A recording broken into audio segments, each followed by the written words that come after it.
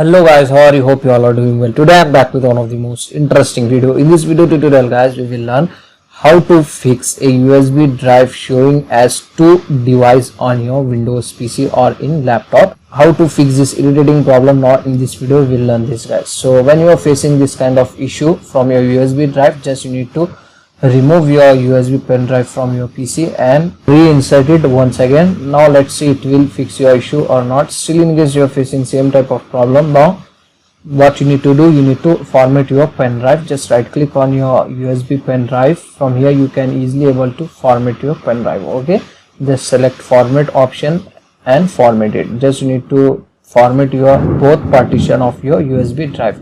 Still in case you are facing same type of issue, at that time you can try the last and third method. So just right click on your start menu. From here you need to open disk management. Okay, find out your USB pen drive, right click on your drive, and here you can get the option delete volume. Just delete it. Okay, once again select your another USB pen drive partition and delete that volume also. Okay, now what you need to do next, you need to create the new partition.